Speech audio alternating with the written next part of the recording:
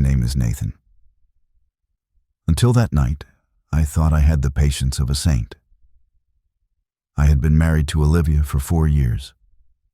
While we were far from perfect, I always believed we had a level of respect that could carry us through any storm. She was fiery, witty, and loved to push boundaries. And most of the time, I loved her for it. But lately, those jokes had been landing in a way that didn't feel playful anymore. It started small. Little digs about me forgetting to do the dishes, teasing me about my receding hairline, laughing with her friends when I tripped over our dog in the kitchen. Harmless stuff, right? I let it slide because marriage is about not sweating the small stuff. But over the past few months, her jokes started crossing into territory that felt less like humor and more like disrespect. That night, we were at a friend's dinner party in Raleigh, North Carolina. There were maybe 8 of us sipping wine, sharing stories, laughing over a charcuterie board. Someone cracked a joke about bad first dates, and one of Olivia's friends asked what her worst date ever was.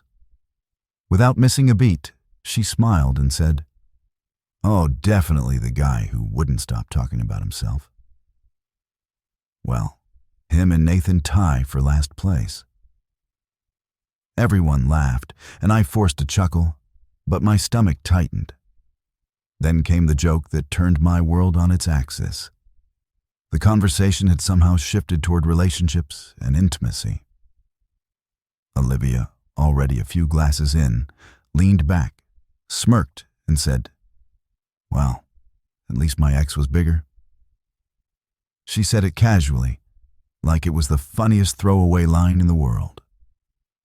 The table went silent for half a second. Then there was that awkward, scattered laughter, the kind where people don't know if they should laugh or leave the room. My ears were ringing. My chest felt tight. I didn't say a word. I didn't storm out or yell. I just sat there, smiling faintly, pretending it didn't bother me. But inside, something cracked. That night, I drove home in silence. Olivia tried to play it off, joking, calling me too sensitive, but I didn't respond. I wasn't angry. Not yet. I was planning. I spent the entire night staring at the ceiling, listening to Olivia breathe softly beside me, as if nothing had happened. My mind replayed her words over and over. At least my ex was bigger. It wasn't just the joke. It was the look on her face when she said it. Smug, almost proud.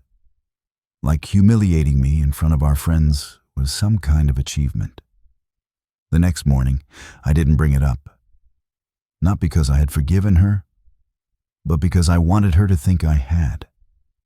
I kissed her on the forehead before work, made her coffee, even texted her at lunch asking how her day was going.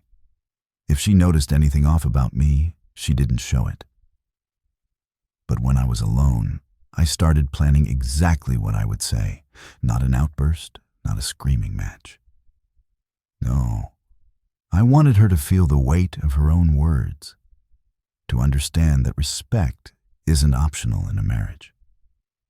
That weekend, we were invited to another get-together, this time at our house in Asheville, North Carolina.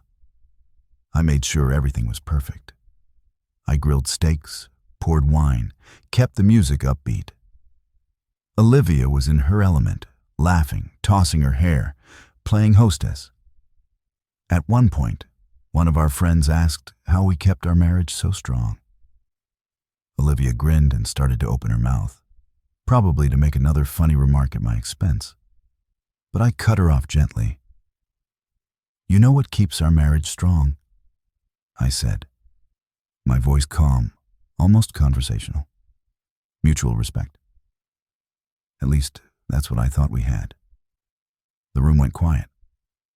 Olivia blinked, thrown off. "Nathan," she started, but I didn't let her finish. I looked straight at her and said, "You know, last week you joked about your ex being bigger. I've been thinking about that a lot, and I realized something. You're right. He was bigger.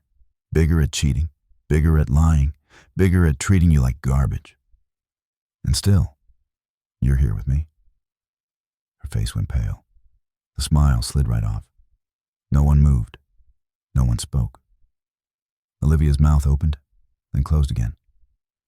I stayed calm, not raising my voice, not looking away. You stood there, I continued, in front of people who respect you, and you turned our marriage into a punchline. I laughed with you that night, but I haven't been able to look at you the same since. Do you know why? Olivia's eyes were wide now, panic creeping into them. Nathan, I didn't mean... She started, but I interrupted softly. You did. And even if you didn't, that's the problem. You didn't think about what it would mean to me. You didn't think about how it would feel to have the person I trust most make me the butt of a joke about my worth as a man. The room was so quiet, I could hear the hum of the refrigerator. You know what I've decided? I asked, still calm. I'm done laughing it off.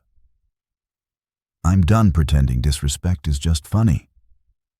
If you want to be with someone you can compare to your ex, go find him. Because I'd rather be alone than sit here and let you chip away at me one joke at a time. Her friends were frozen, unsure whether they should leave or stay. Olivia's face crumbled. She reached for my hand, but I didn't take it. Nathan, I'm sorry, she said, her voice shaking now. I was just trying to be funny. I didn't think. That's just it, I said quietly. You didn't think. And if this marriage is going to survive, that has to change. Right here, right now, tears welled up in her eyes. She nodded quickly, the usual fire in her completely gone.